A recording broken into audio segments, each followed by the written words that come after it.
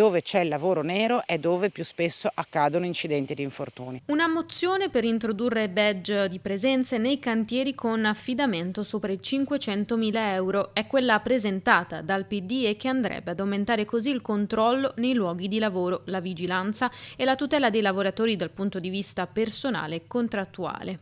È un accordo che viene stipulato tra parti datoriali, parti sindacali, enti locali, per cui in ogni cantiere appalto importante tutti i lavoratori sono registrati attraverso un badge elettronico che consente in tempo reale di sapere quante persone sono regolarmente presenti sul cantiere, con che mansione, con che inquadramento contrattuale, con che formazione e con che retribuzione. Un atto che arriva dopo le ennesime morti sul lavoro, un campanello d'allarme gigantesco, come lo ha definito Camani, e che il Partito Democratico chiede immediatamente di fermare anche con l'introduzione della mozione sul badge. La Regione del Veneto è una delle poche regioni in Italia che non è dotata di una legge apposita sulla salute e sicurezza dei lavoratori, calcolando che le regioni hanno ampie competenze. La vicenda dei due ragazzi stranieri morti in una cisterna pochi giorni fa nel Veneziano è emblematica. I dati INAIL parlano chiaro, i decessi registrati sui posti di lavoro tra gennaio e giugno, osserva Camani, sono stati 16 nel 2024 e 36 nel 2025,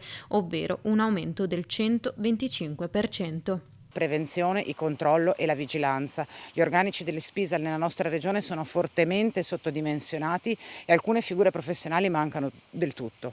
Seconda questione, la formazione. Bisogna investire molto di più nella formazione delle lavoratrici, dei lavoratori, dei datori di lavoro. Non ultimo il controllo della regolarità dei contratti, che andrebbe così a tutelare la dignità dei lavoratori, che si tradurrebbe dunque anche in un aumento dei controlli. Soltanto attraverso un investimento vero sulla regolarità del lavoro, sul livello dignitoso della retribuzione e su controlli capillari possiamo estirpare quello che è a tutti gli effetti un cancro della società moderna.